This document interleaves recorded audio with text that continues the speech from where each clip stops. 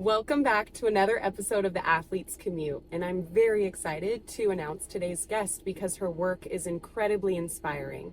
Her name is Danica Collins. She's a global health strategist, a certified health and wellness coach, and she's someone who's been living with type 1 diabetes for almost 2 decades. And she was diagnosed while being a basketball player, and instead of letting it stop her, she really made it into her life's work. And the focus is on athletes and the person living with their diagnosis and thriving. Okay? She's a founder of Dialogue. She runs initiatives like Beyond the Game Health. And her work sits at the intersection of sports, of community, of health and wellness. So I think it's really going to resonate with a lot of people. Let's go pick her up.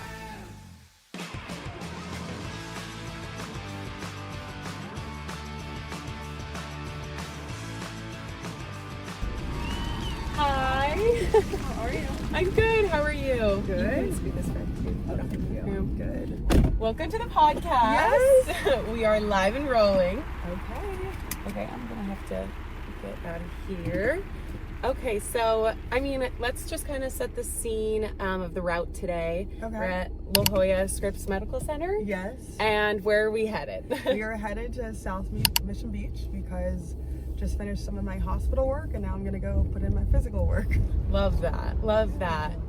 I feel like this is gonna be my ideal destination. Ending up at Mission Beach, I feel like anyone watching it is like, okay, that's a nice day at work. Yes. Okay, so Danica Collins, welcome to the podcast. I want to hear a lot about kind of your day-to-day life, but I think I would love some background first of who you are and what you're involved in. Okay. That's a lot. So Yeah.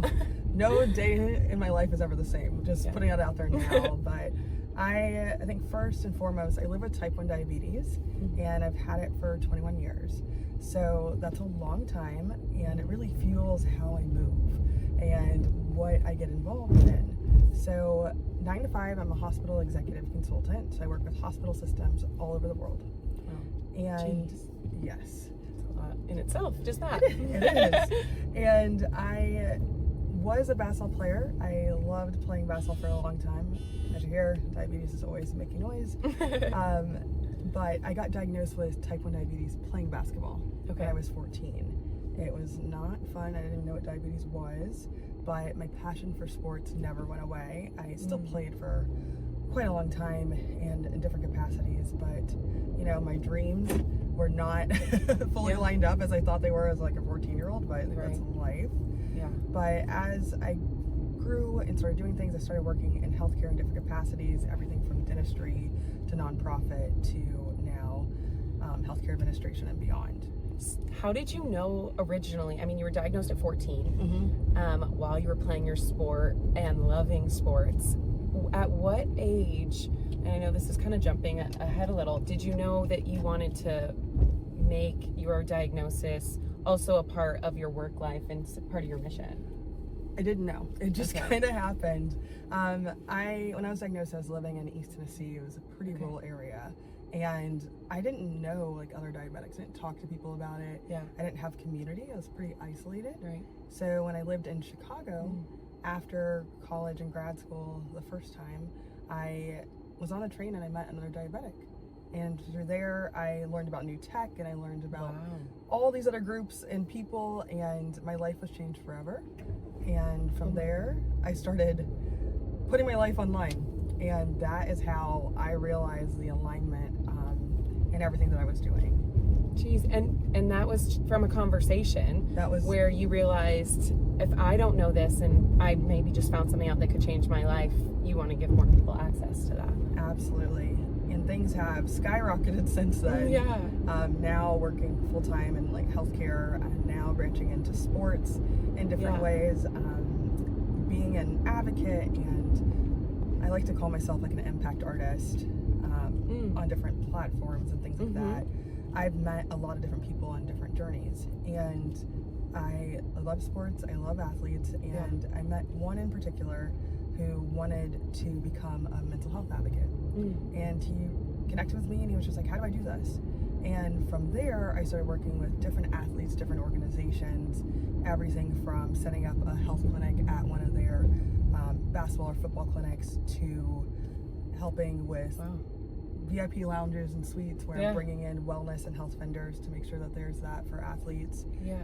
to helping people get bookings and speaking, to even now helping some of these athletes venture into like health tech and investments. Yeah. So it's came full circle where all of my worlds collide, Yeah. and it's been awesome. Yeah. Okay. So, and you have a lot of roles. You are a very busy woman. And I saw that you're a founder of Dialogue and also the founder of Beyond the Game Health. Yes. So Beyond the Game Health, I've sunsetted from there. Okay. And I started really just making Dialogue not just a diabetes platform, but larger. Because I was doing these clinics and I was doing, working with programming for teams and things like that. And I really just rolled up wellness into Dialogue instead of a separate entity, because I was doing very similar things, but just for a different audience. Right. But Dialogue is very fun because no one teaches you how to be healthy. Yeah. No one teaches you how to advocate for yourself and how to know and how to filter through the noise. So that's what I do, from everything from in-person events to that could even be going to a sporting event or doing like a walk on the beach or doing something when I'm in Ghana, setting up health clinics. It can go in different ways, but Dia is really about conversations. Okay, that's amazing. And how much of that is a majority of that population people living with diabetes, or it expands further than that? It expands further than that. As a clinical health coach, I'm able to work with anybody. And by clinical, I just meant someone that's actually board certified, because there's a lot of discrepancy there. Right. But I've been to programs and been coaching for a while now. But I love working with the diabetes community. Yeah. But I realize that anybody can get diabetes at any time. And a lot of the times, those people who get it find me. Yeah. Or someone has a family tie, but 1 or 3 people are impacted by diabetes of any type. So it's something where if I can be at a sporting event or working at someone's clinic and do diabetes screening for type 1 and type 2, that goes so much further than me talking to one person. Yeah, definitely. And 1 in 3 is obviously a huge number, and it is something where health and wellness is every person. And it's fascinating because I was even reflecting on it coming into this conversation, being like, I've played on teams. I have a soccer background, and I played on teams with girls who have had diabetes, and I have no idea what that's like, if we're different at all, if I'm not someone living with it and I don't understand it, how much that either impacts someone or doesn't. But we're all in that same community, and we're all living on a soccer field to perform, but bigger than that, for the health and wellness. So it's something that touches so many people, whether even you specifically have it or not. So the education piece is so important, I'm sure. Absolutely. And it's one of those things can go south quickly if something does go south. Not saying it does, but when I was playing basketball, I remember like my whole team was diagnosed when I was diagnosed. Wow. I would be on the bench at a timeout or empty net quarter, and somebody would be pricking my finger. It'd be my mom, my trainer, my coach, or somebody. Yeah. And just so I could still have some normalcy.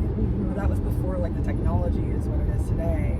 Yeah. And it was a big effort. People were like, oh, she's low, or she looks really out of it. Wow. And those who just cared about me just showed up in the simplest ways, but it went a long way. Yeah. No, that is huge. And I'm curious, as someone who is so active. I think I saw you did you run a marathon? Yes, I ran the New York Marathon. That was a journey. That is insane. And I am curious to ask you even your experience with that, because now, it is something that even I would want to be more educated on, in what someone who is just as athletic, who has all the active hobbies under the sun, just like any other person, what is your experience living with diabetes and then going in? That's something I could really never do. So what is your experience, and how do you think that it differs but also is exactly the same with someone who isn't living with the diagnosis? Yeah, I think as humans, we need to be in tune with our bodies. And as a diabetic, I am very, very in tune, because every second I'm making a decision on my health, and I have to be hyper-focused on it. Luckily, as my tech, I'm able to see my glucose readings, but I also can feel it, and that's a very important thing. But I know, like, if I'm running, my glucose is going to be low. It's going to be lower. I'm eating most of the time I'm running just to give my myself enough sugar so I don't pass out while I'm running. Long distance, it's very different. I've never done distance running before I started training for the marathon. That's so wild. But when I played basketball, my glucose would be up in the 400 or 500s like every day. It's not the healthiest thing, but it was my normal. But I would also crash at like 3 in the morning. So my dad would check my glucose in the middle of the night, and I'd be 30, and I would eat like a full meal.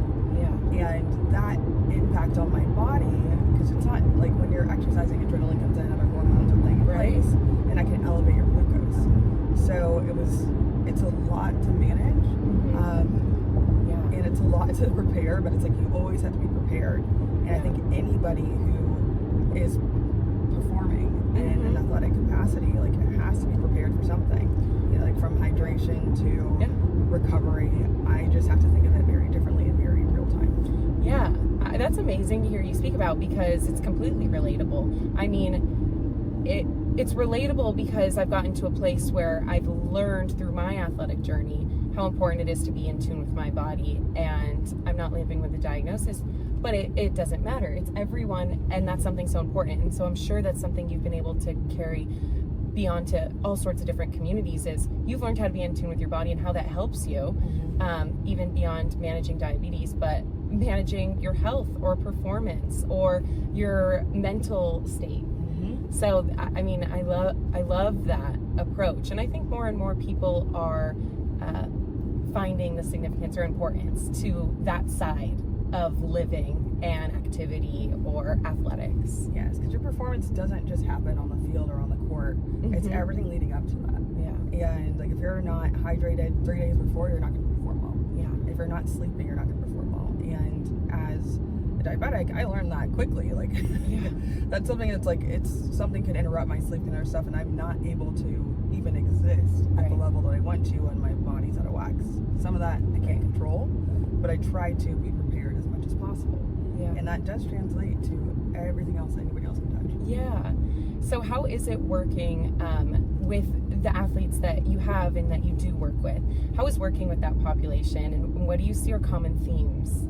I love working with athletes because as former one, we are very competitive, and everyone wants to get better.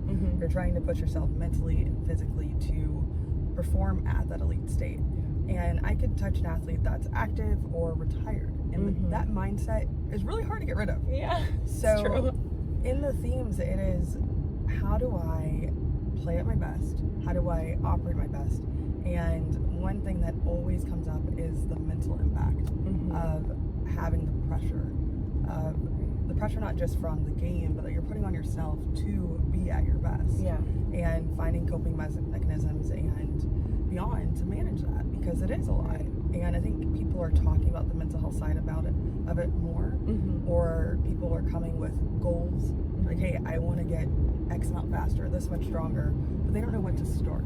Yeah. They don't know what to start, they don't know how to start, and a lot of people don't know why. It's just something that popped in and they decide to go after it. Yeah. And how much do you find working with people's physical health versus mental health, or is it almost impossible for you to separate them now? This episode is brought to you by SDSU's Sports MBA program. If you're passionate about sports and want to work in the women's sports industry, then this is the time to pay attention. SDSU's program is 12 months accelerated hands-on learning where students have actually gotten to work with teams like the San Diego Mojo, partnered with the Farmers Insurance Open, and visited headquarters like the Upper Deck or Callaway Golf. It's built for people who want to be in rooms like that. So if you're interested, deadlines are approaching. Learn more or apply with the links in the description. It's hard to separate it, but I think some of the bigger things that people don't pay attention to are like their environment and their community. It plays just as much of an importance on their health and their performance as does their physical and mental health. Yeah. Oh yeah, I could so see that. And so you travel a lot, yes. A ton, but I am curious to hear about what your day-to-day is like, even when you have a week traveling. So you are from Tennessee, you said? Yes.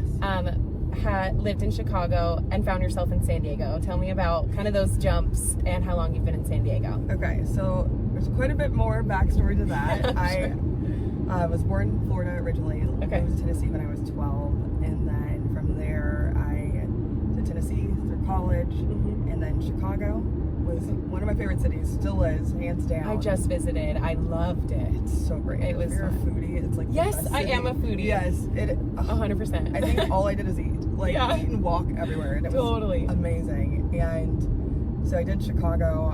Ended up going back to grad school there, and then I actually went to DC for a little bit. Okay. Came back to Chicago. Gotcha. Then I went to Denver. No way. Went to Denver for like 4 years. 4 years. Yes, and that was wow. Oh, and in the city, I love Denver too. Yeah. I mean, that is like the San Diego of the mountains. It is.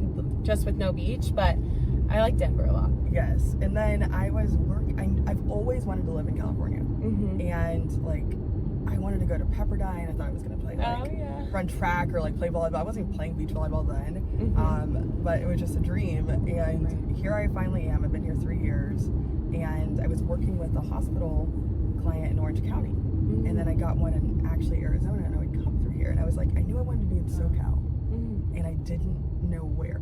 So I spent a lot of time in San Diego and all over Orange County and LA, and this was just it. The volleyball community was a big part of it, because I was like, I want to come here, play volleyball and surf every day. Yeah. I've been here 3 years and I play volleyball. I do not surf like I thought I would. I've heard that from a lot of people, but you got the volleyball part down. I mean, look at where we're headed. Yeah. So it is awesome. A big volleyball city, and even with me being more involved with sports and doing what I'm doing, I mean, I'm catching that volleyball bug. It's until you're introduced to it, you don't get it, and then you start watching it and playing, and you're like, oh my god, underrated. Oh yes, I played a few times before. Like I played like a couple times a year. Chicago was a big beach volleyball community as well, even though it's not an actual beach. I will say that it's a lake, but closest thing you'll get out there. Yeah. So I started playing more then I moved out here, and I loved it. And it's now been completely different, because it's like I'm competing. I never thought I would be able to play a sport again at a competitive level and do okay. I'm using the words okay loosely, because volleyball is a very humbling sport. It's very different than my other sports. You can't really hide out there. No. And like you only have one person to carry you when you're playing competitively, and it's like they can't like pass the ball themselves. So do you compete in beach volleyball? Yes. Okay. And so how long you started playing in Chicago? Yes, I played like 2 years of high school, but indoor volleyball is completely different than beach volleyball. Okay, so you were a person of many sports. Yes. You played basketball, volleyball, and track. High school, and then did you have a big draw to one, or did you really like basketball was life. Basketball was everything. That's awesome. And I liked volleyball. Yeah. But I wasn't like in a place to play beach, and beach was way more fun. But basketball was awesome.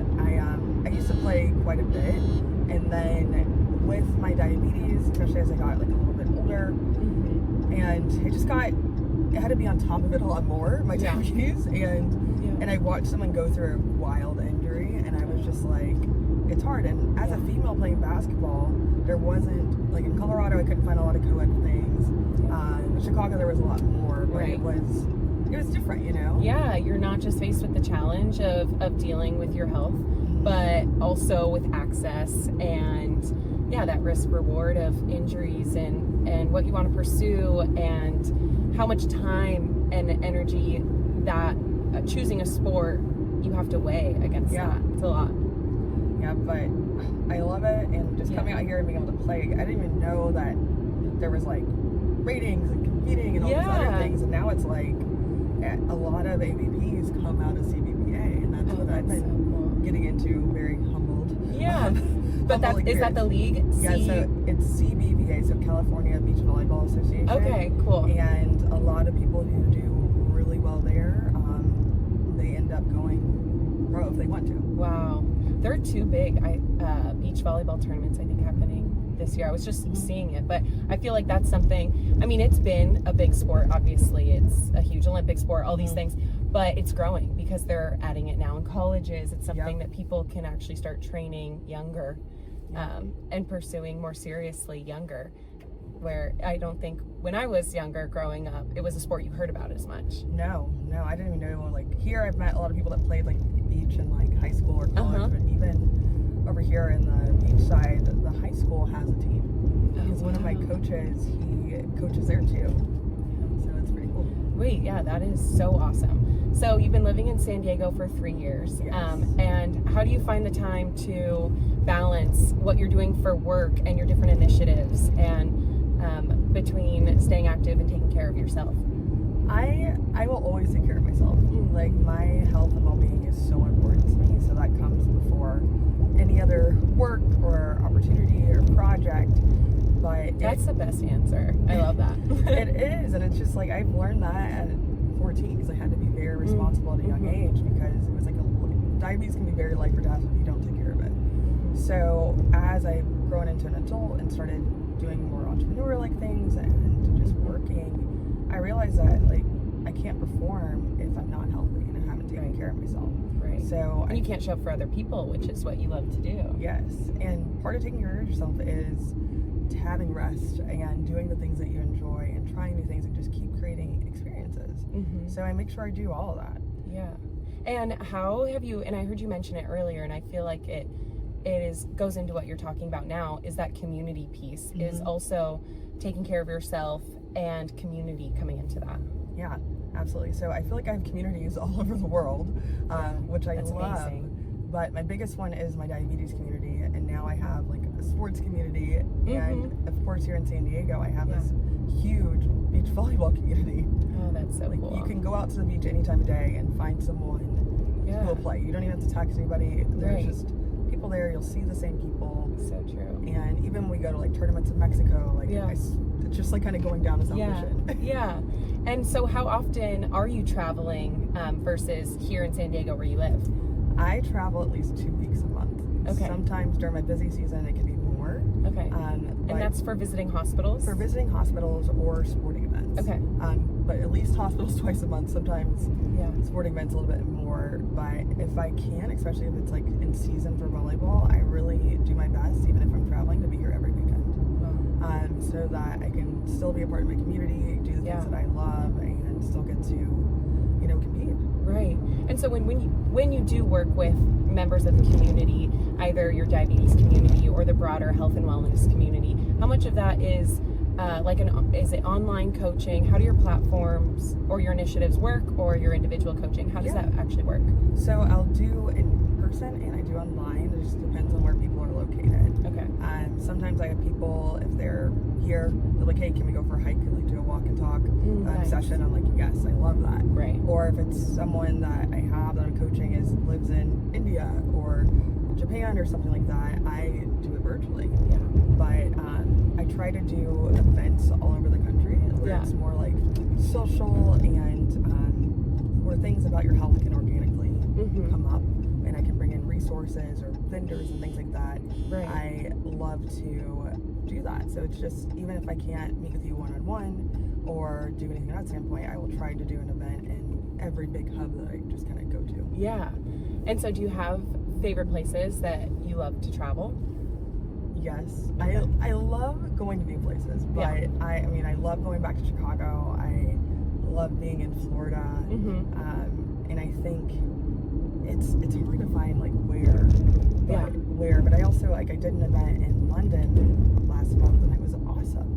It was awesome, and just working with people from all different walks of life, all different pieces of it, and it's great because you never know who you're gonna meet or how you can be a positive force in their life. Right.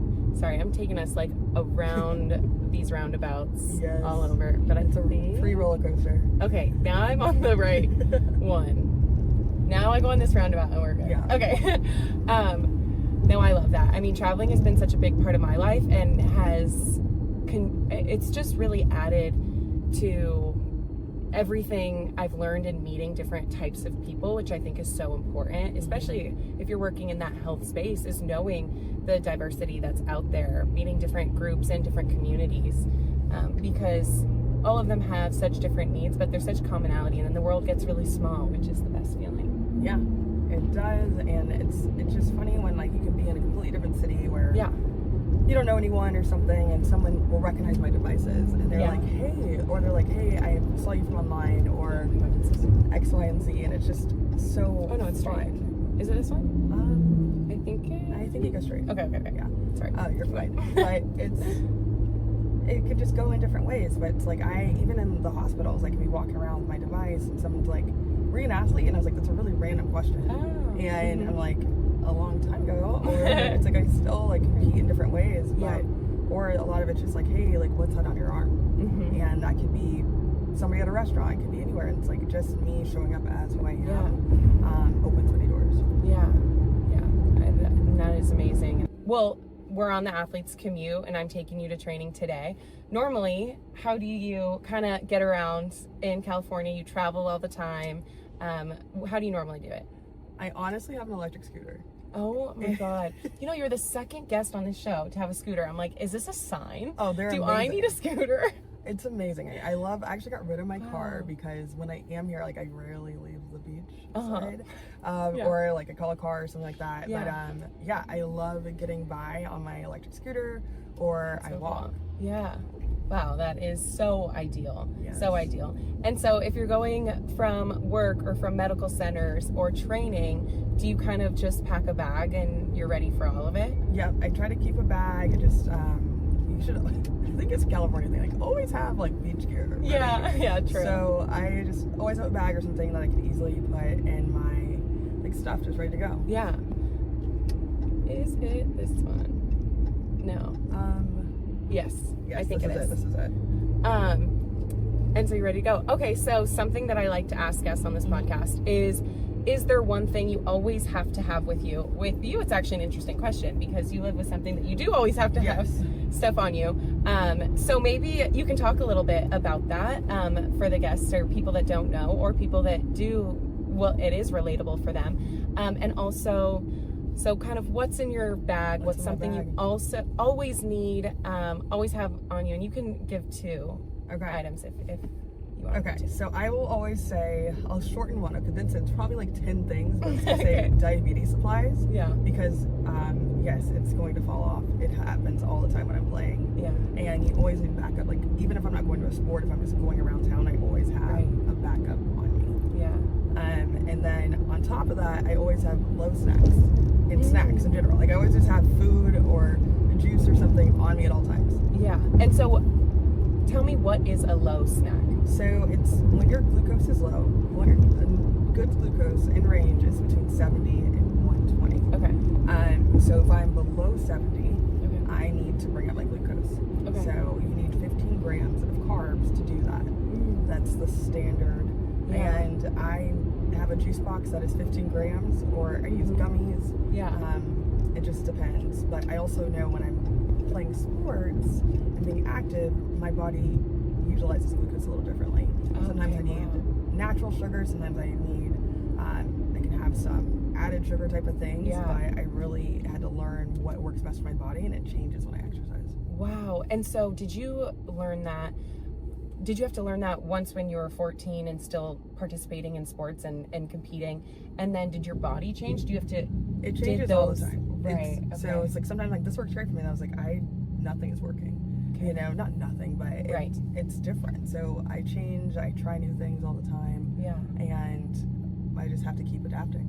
Wow. And yeah, you always have to be prepared. I mean, that's a whole other layer. I mean, training your brain to always run through those things. I'm sure it eventually amounts to a bit of second nature, but it's still like something you always have to think about. Yep. You have to think about it. It's never just like in the background. You just have to be prepared, which a lot of people struggle with. Just kind of like with the allergies and things like that. Like it's a lot of things that get added. Yeah. And so another question I love to ask is how our guests and how you fuel yourself for training, which again, I'm just extra interested in this question because I don't know if that differs. It does. Yeah. So let's say I have a tournament. Normally those start pretty early in the morning. I go in fasted because I don't want insulin on board. I don't want food. I don't want my glucose to just go because I know from exercising it's going to be elevated throughout. And I'll eat maybe after the first or second. Are you sometimes really hungry? No. Okay. I'm not. It just kind of happens. The only time I would eat is if my glucose was low. Okay. But for like tournaments and things, I am fasted and I just go after a couple of games. I'll eat like some grapes or some fruit, something along those lines, just to give myself some fuel. And at the end of it, I always get a breakfast burrito. Oh, that's amazing. Like it's just my post-game meal too. What I do, post-game meals are great. but That's post game is just as important for me Wow. as after, because it's like after that, like even if I'm elevated while playing, my glucose will tend to drop after. So I could eat a lot after that, and this feeling is different. But hydration and not just water is what I need. That was going to be my next question is, are you someone, and also your relationship with caffeine, if that affects it at all? Some people love either an energy drink or coffee. Some people are like, no, I only want water. Some people need electrolytes. What is it for you? Electrolytes, as many as possible. Yeah. I know I'm running here, but right before I left the hospital, I was like just chugged a nice how do you call them? LMNT? Yes, I love those. Yes, I was like, I'd call it that, but I was like, I don't know what they're called. But Elements. Yeah. I love them. So I just chugged one of those. Do you have a favorite flavor? Oh, the raspberry. Okay. Raspberry is so good. Yeah. But I love that. But I also like when I'm playing, especially if it's just a Saturday, if it's a tournament, I will probably do 3 of those. Wow. Just because I'm in the heat. Yeah. And it's just a little bit different. So I'm drinking a bottle of water. Like we have jugs and other things out here, but hydration is everything. Yeah. And does being hydrated help regulate your It does. It does.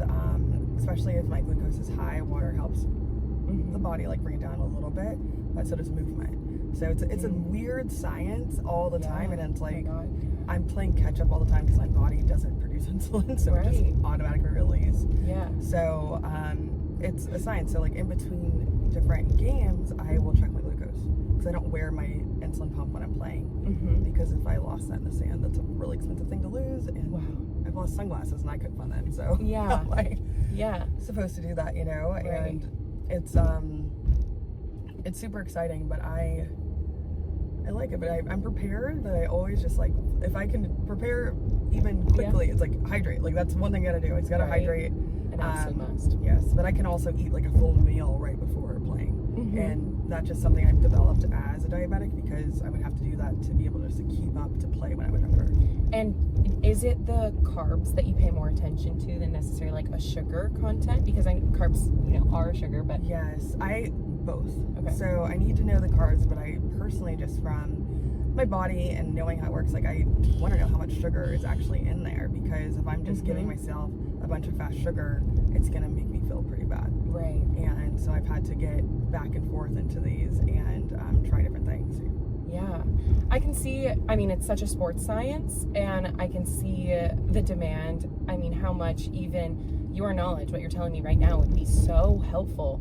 For any athlete, because again, the level that you've had to be in tune with your body from such a young age, but also for people living and competing and being active with diabetes, because that's something where I'm sure for most people has been trial and error, and it's a dangerous thing to rely on trial and error. Yeah, absolutely. And especially people that are like newly diagnosed or have been diagnosed and they're playing a sport. It could be at any level. Yeah. But you have to learn how to take care of your body, but you also have to learn that it's going to change. Yeah. And that happens to everybody. You have to adapt. Yeah. Well, we're arriving to Mission Beach. This has been an incredibly interesting conversation. I'm so happy you came on and shared with us. So thank you for coming along. And good luck at your training and for your next tournament, your next competition. I'm so excited. Thank you so much. It's been great to meet you, Danica. Okay, cool.